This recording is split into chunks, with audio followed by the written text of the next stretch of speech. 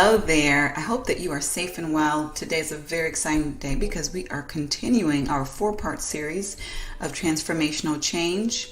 This is obviously a monumental time for all of us regarding change and the need for transformational change. We've kicked off our 4-part series last week with part 1, individual transition and change. In this video, we will address part 2, steps to developing an effective change leadership strategy. And then next week, we'll address the pitfalls to avoid in leading change successfully.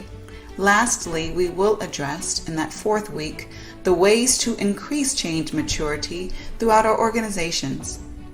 So today's topic is very important because any change management starts with a change strategy that comes from leadership. If the change strategy is faulty, any attempt to effectively manage that change will encounter problems. The change leadership strategy is the foundation of the house that is built through change management. If you've ever seen a structure built before, then you know that a faulty foundation will lead to critical problems throughout the building of that structure. So there's 9 very important elements to address when developing the change leadership strategy, and we're going to get into those right now. So number 1 is understanding your burning platform. That's the reason why you need to make that change happen. Understand the burning platform and, metaphorically speaking, how much fire really and truly actually exists. The burning platform is the largest reason for the change. It implies that there's serious danger if that change doesn't happen, and that obviously if it does happen, it's going to be significant benefit. Number 2 is ensuring that the vision and related goals for that change are clear to you and clear to everyone who is going to need to be a support in making the change happen. Borrowing from the wise words of Kotter, there's certain checklists that are needed to ensure that your vision is clear and it makes sense. So making sure your vision is clear and it makes sense includes ensuring that it's simple to understand and it's clearly focused on a specific direction or thing. It is communicable. So that means it's clearly and able to be communicated to others in a way that they easily understand. It is imaginable. It's a believable idea is what that means. If you cannot get others to believe in that idea, then how are you going to get them to participate in it, to support and contribute to it? It takes more than one person to make an organizational transformation happen. And it is desirable. That means that people see what's in it for the organization. And hopefully they see what's in it for them. They can see the benefits. It is feasible. And that means that the vision is doable. So it's not just benefits that are tied to it, but they know you've done your due diligence, you've done your research to ensure that this vision can actually be implemented in a reasonable way successfully. And lastly, you want to ensure that your vision is flexible. A vision is an idea, it's a picture. It's not the implementation itself. So when you're embarking on something new, then you must expect that unexpected to happen. You must anticipate the need to adapt and be flexible. And this is more true the bigger that transformational change is.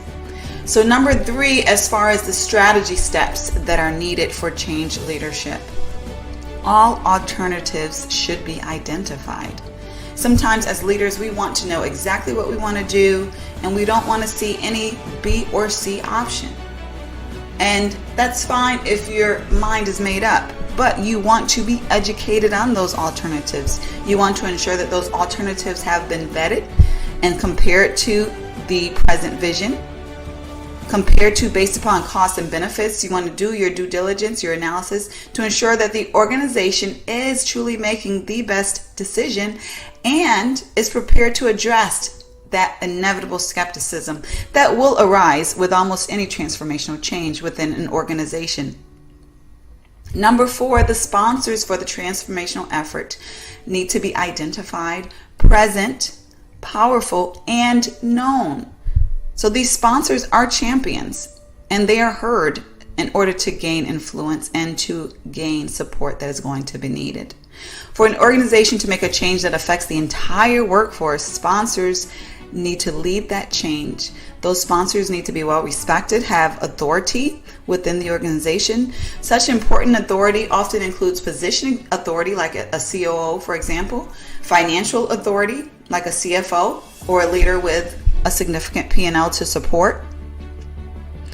In this sense, the people respect different elements of authority, and that will help to gain the support that is needed, especially from SMEs throughout the organization, and to buy the right resources that will be needed.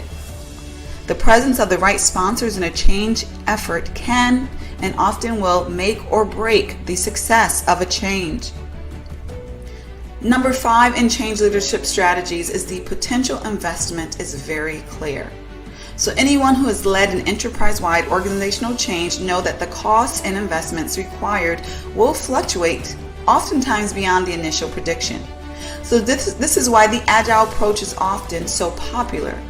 However, when we do our due diligence, we can often be at least in the ballpark of what the cost will be. We want to ensure that those investments are aligned with the ballpark costs of what the change will require. And of course, contingency resources are always beneficial for anyone leading transformational change.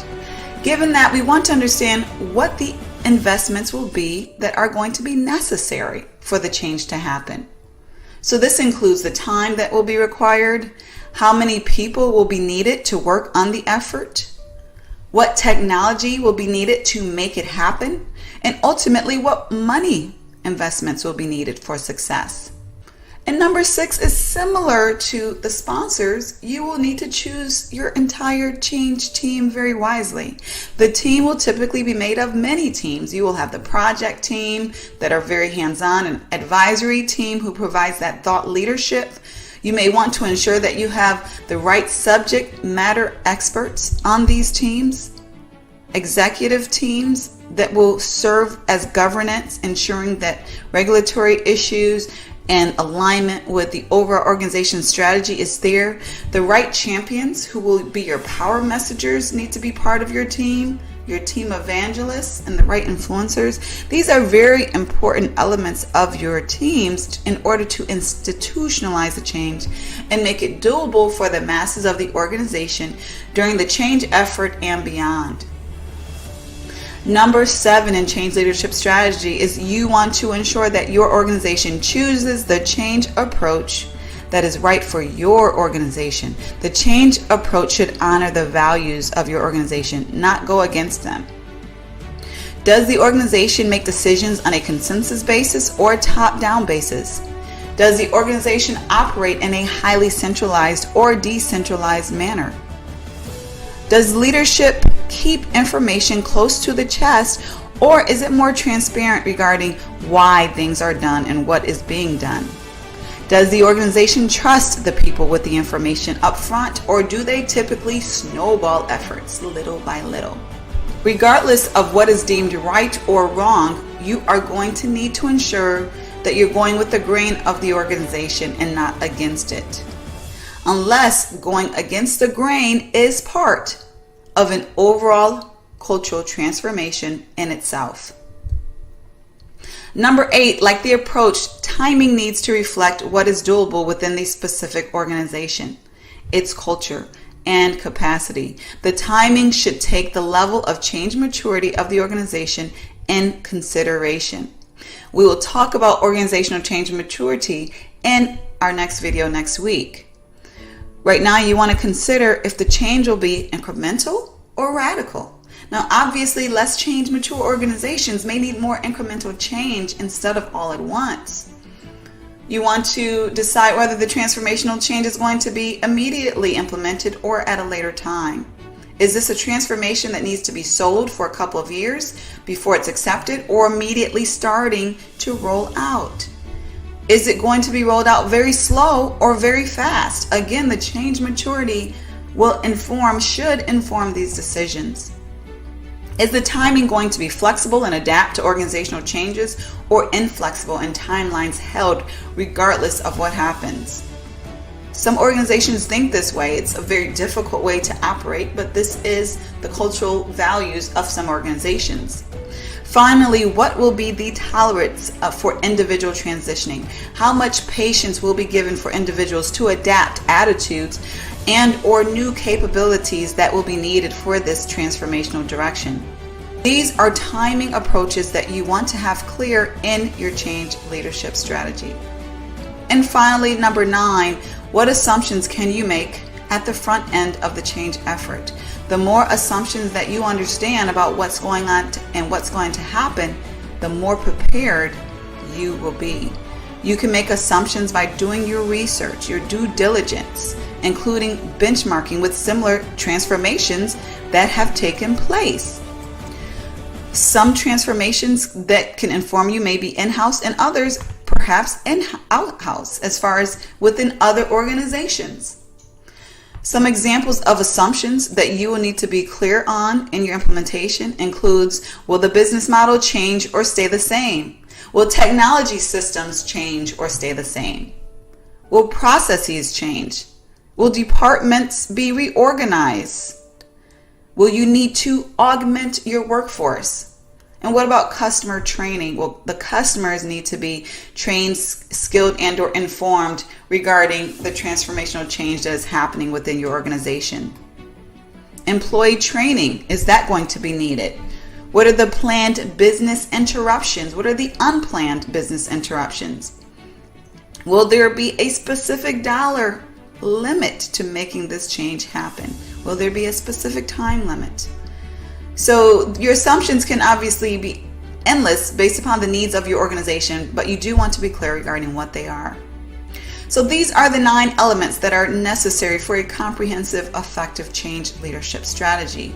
To learn more about how to bring change to your organization in an effective way, or to explore the change certification programs for your organization and various classes related to that, check out the more information that is available through the link. You can also, of course, always schedule any time with me. Exploratory session is available complimentary through the links that are available as well. I wish you the best on your transformational change. More than likely you are going through one, just because most organizations are right now, if for no other reason due to COVID. Wish you the best. Share this information with anyone who you believe will benefit, whether it's a colleague or a friend, and have a great day. Take care.